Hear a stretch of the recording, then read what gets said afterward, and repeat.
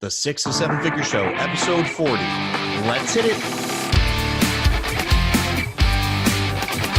Broadcasting from the Valley of the Sun outside Phoenix, Arizona. This is the 6 to 7 Figure Show. Tired of working so hard and having no time? Take your six-figure practice and turn it to a thriving seven-figure enterprise.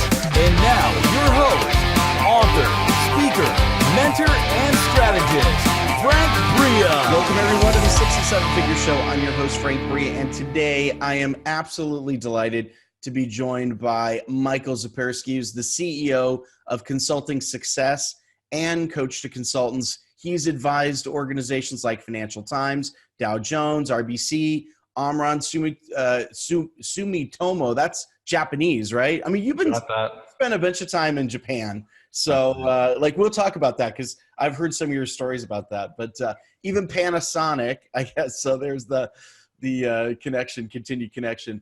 But he's helped them launch new products into global markets. And more importantly, he's helped over 300 consultants from around the world in 50 industries at 6 and 7 figures to their annual revenues. Michael, welcome to the show. Hey, Frank. Great to be with you. Yeah, and so you're in Vancouver, but you kind of travel around quite a bit. Where's your base, or do you not have a base? No, I do have a base. So yeah, my wife and two daughters, we travel a fair bit. Last year, I spent about 5 months out of the country, traveling kind of the world. But it's not just in the backpack. We typically go someplace. So for example, we were in Spain for a little while, and we got a little villa on the coast there, and that's where I'm working. So anywhere I go, I'm still working, I'm still interacting with clients.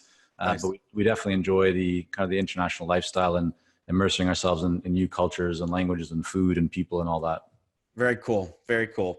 So a lot of you, in your intro, I talked about you working with consultants. That's a term that a lot of people interpret in a lot of different ways. You want to dig into that a little bit more? What are consultants to you? Like, who are the kinds of folks you work with? Yeah, and it's funny. Like as you can see, if you're watching the video, or maybe you could hear my voice, I'm laughing as you're saying that because I've been in the consulting world for about 19 plus years now. And when I got started, consulting was consulting. There really wasn't the type of meanings that we have today. These days, it's very comfortable to say I'm a consultant, or I work with consultants. The way that we define consultants, and the consultants that we serve that are in our community, are those who work with organizations. And that might be a small organization. It might be a multi-billion-dollar organization. It might be a for-profit, or it might be a non-profit. But we work with consultants who are working with organizations. And if someone is, for example, like they're in the spiritual healer or massage marketplace, we don't consider that consult in terms of what we do. It's not that it can't be considered. It's just that's not our community or the area that we focus on. Yeah. Well, it's interesting because this area of working with organizations, I think in a lot of circles today tends to not really get the respect that it really deserves. I mean, it seems to be cooler to kind of, be working with entrepreneurs or solopreneurs, and it's almost kind of boring or whatever to go work for an organization someplace. But there's actually a lot of success and a lot of opportunity in those spaces that I think people give up on or walk away from.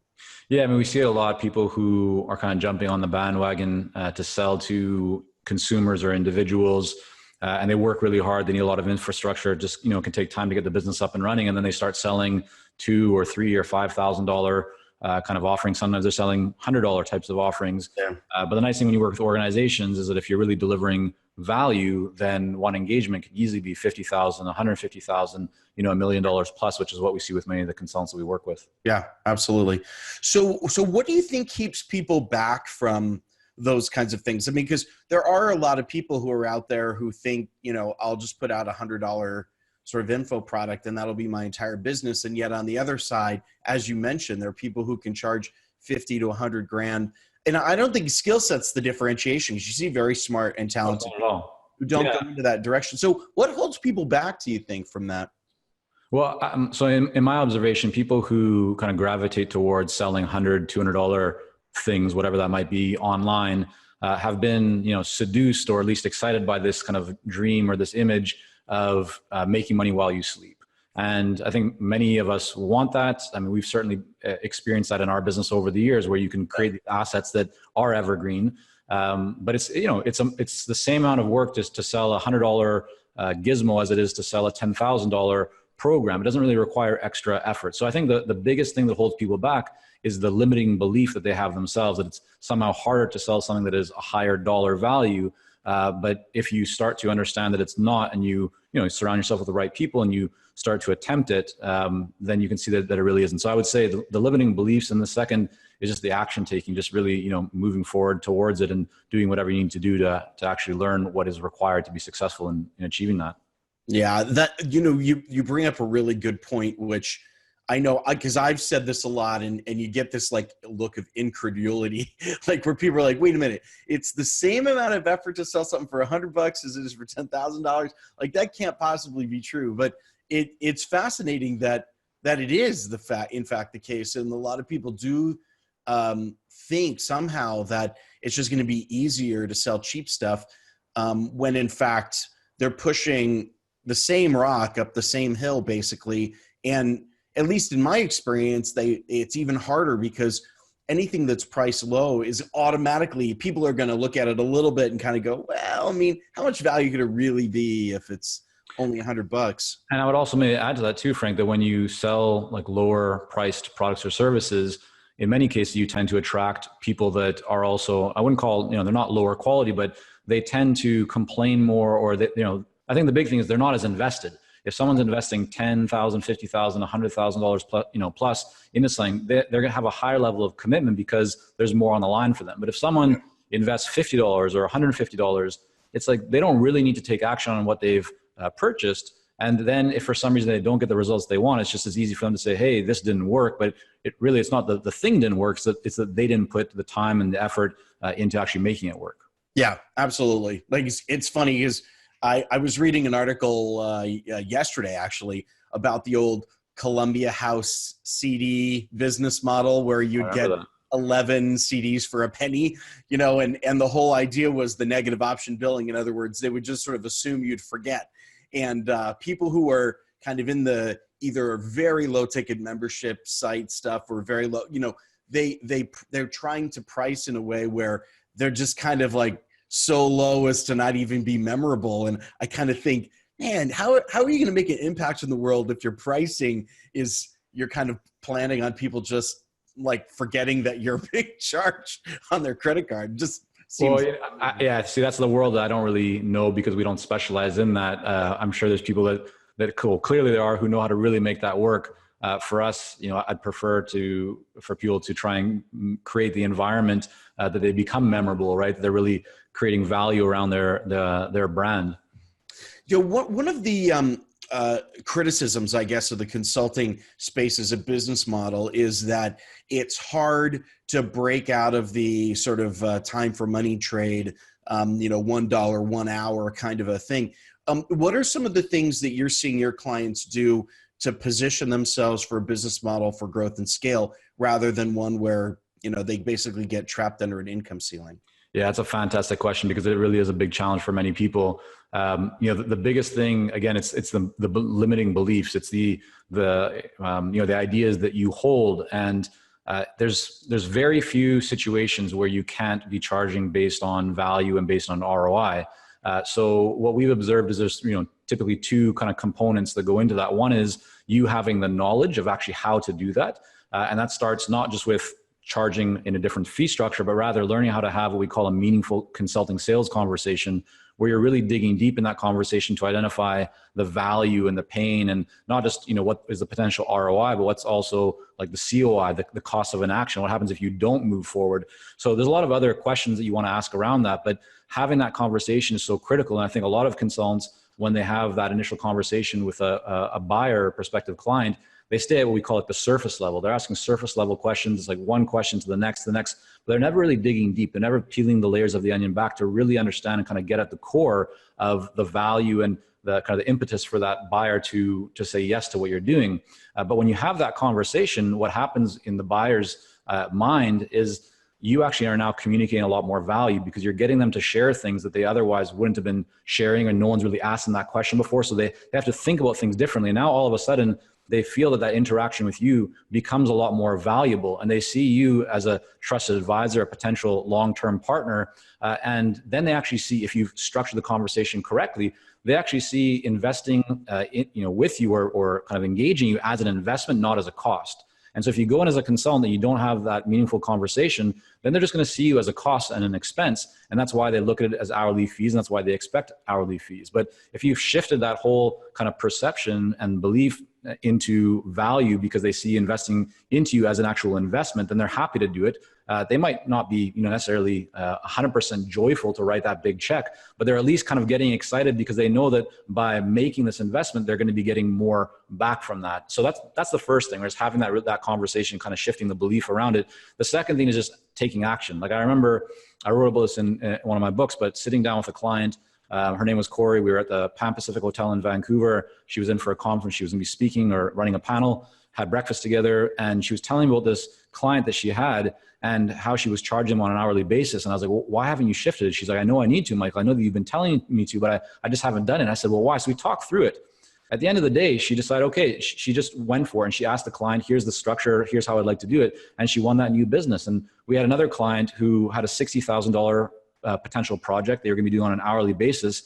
And after shifting this approach, just by going for it, it turned into an over $300,000 project. No more time and delivery, right? No more hours, but just simply more value created and also higher perceived value in the client's eyes. Yeah. No, I love the discussion of pricing on value. That's something that I'm really passionate about. That's great. The other thing that you mentioned, which I want to emphasize, is I do think that the skill of a consultant to be able to ask tough questions, ask the questions that frankly a lot of these executives no one else in their lives, in their professional lives, ask these tough questions. Yeah. And that's actually what I think makes a really good consultant, is being able to make change, be a change agent by being unafraid to dig into the dirty little secrets or the challenging stuff that no one else wants to talk about. So yeah. That's a really important point. I think Andrew Sobel was one to talk about a study that asked a whole bunch of executives at Fortune 500, 100 organizations, what's the characteristic or quality of the most successful consultants? What's the thing kind of separates those that you trust from those that you just want to kick out of your building? And the overwhelming majority said it's their ability to ask great questions. Yeah. And it's like, a question is so powerful because you can truly show that you care. You can truly demonstrate your expertise. You can truly uncover and identify value. And I think not asking questions is one of the things that holds a lot of people back, even from shift or kind of speeding up their sales cycle, winning more business, getting more proposals, scheduling that next meeting. It all comes back to asking questions. Yeah. Where a lot of people hesitate because they're too concerned of being pushy or direct or offending someone. But if you really care, then you have the responsibility to do what is necessary to move things forward, because that's in the best interest of the buyer as well as your business. Yeah, I think that's a really good point, is that recognizing having the mindset that you're doing something which is in the best interest of the client directly. I want to pivot really quickly to how you work with folks. So Sure. talk us through the programs you offer and the ways that you help consultants grow their business right now. Yeah, definitely. We have two programs right now. We have Momentum, which is an implementation program for early stage consultants. So this is for those who are either transitioning from the corporate world into consulting, or those that are still relatively new in consulting. They haven't gotten the traction and kind of progress they'd like to, and they want to work up to their first 100,000 or so per year in income and revenue as a consultant. And that's really provides the foundations. What we've learned in the last almost 2 decades of building consulting businesses, personally kind of coaching over 320 consultants, having thousands of consultants go through our training. We're taking all these best practices and then put it into a system that takes people through step by step by step, so they know exactly what they need to do to get their business up and launch it the right way, and then really grow it and get their first few clients and so forth.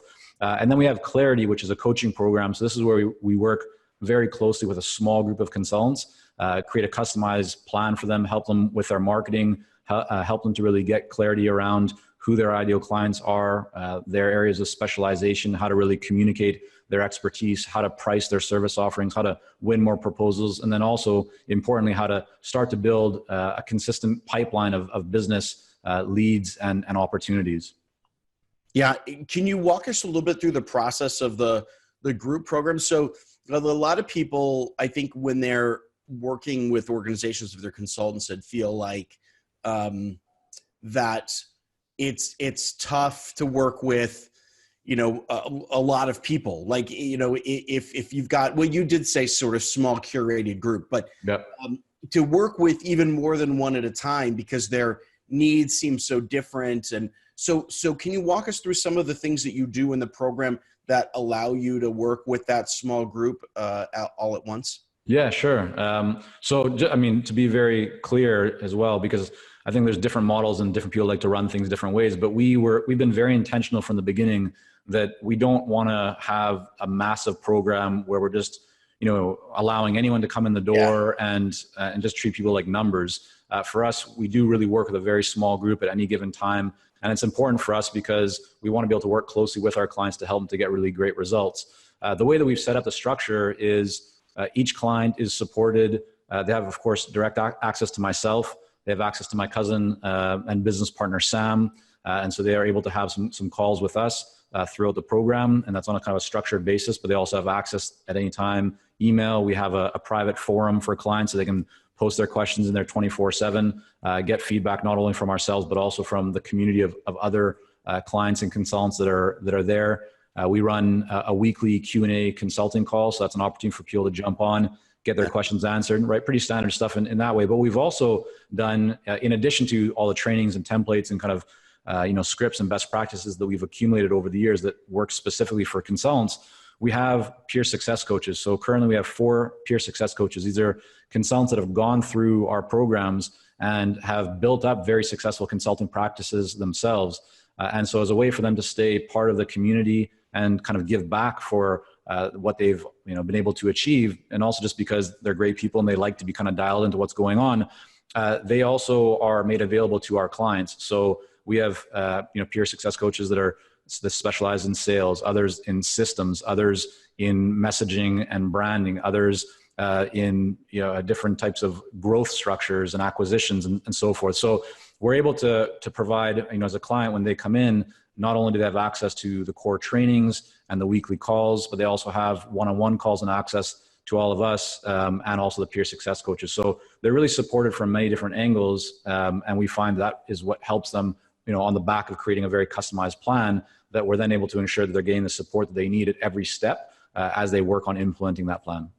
Yeah, that's a really nice dynamic to basically have your, folks who've already gone through the program essentially give back or teach back basically what they've learned, and it's not only cemented in their own mind, but continue to build a community. That's a really because we found, like, if you're someone going through that process, it's nice to also have the ability to have a conversation or several conversations with others who have been like where you are, right? So I can say, yeah, I know exactly what it's like, what you're going through right now, because I was there 17 years ago, but it's different, or, whatever, 15 or 10 years, depending on kind of what stage that client is at. Yeah. But for someone to be able to say, I was actually where you were 2 years ago or 3 years ago or 4 years ago. And actually I know exactly what you're going through right now, because I went through this program myself.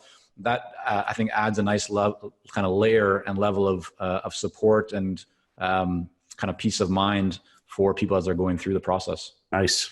Yeah, that's really nice. Now, I want to talk about your other program, Sure. Momentum, correct? Momentum, that's right. One of the things that you and I discussed before the interview even was that you found ways of helping people, as you described it as an implementation program. Correct. Helping people really get started, kind of quick start.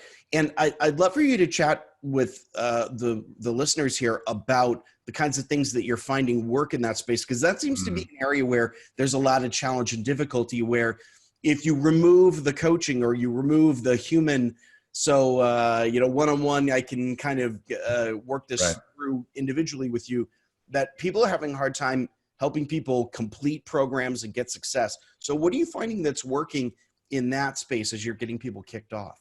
Yeah, I mean, we had a lot of conversations internally within our team as we were working on momentum, because momentum actually came, there's kind of two different ways that this came into being. The first was that we had a program that we were selling, sold thousands of copies of this system for consultants, but it was the way that we were delivering it was kind of becoming outdated. So we decided to take it off the market and completely rebuild it. But the second reason we brought back momentum or kind of put it out was because we saw a lot of people who would reach out to us around coaching, but this wasn't the right fit. They were either too early or, they weren't ready to make that level of investment into that high-end program. And so we thought momentum would be a great way to support them.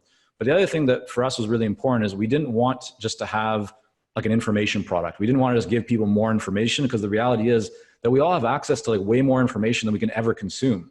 And That's true. What I think what really separates those who struggle from those who succeed is the ability to take action on what we learn. And so that's why we want to create momentum as an implementation program. So yes, of course, people have access to 50 plus training videos and different scripts and templates and all the things to help them to save a lot of time and just make sure they're going through like the right system. But the other thing that we did is we created what we call this fast track guide. And so for the first 30 days, a client will receive one email a day. And that email, what it does is it gives them a very specific lesson and action item, but in kind of like bite-sized, Cole's notes, very, executive summary type of fashion. And so the idea is if they just do this one thing today, they will make significant progress in their business. And so what we found based on the feedback and everyone that's been going through it and just the emails that we get on a weekly basis is that it's really making a difference, because they're not just coming into some program and then kind of left to figure out how to go through it themselves, or not being overwhelmed with information. We're giving them like the 80-20 of building a consulting business. So here's the 20% of things that you need to do that's going to give you the 80% of the result. And of course, with momentum, you have lifetime access. So the other 80% of information, you can go through that anytime you want, to add into, take your knowledge to that next level. But if you just want to really start seeing impact and progress in a shorter kind of condensed period of time, then following the fast track guide will be a really fast way for people to, to move things forward and see progress. Nice. Yeah.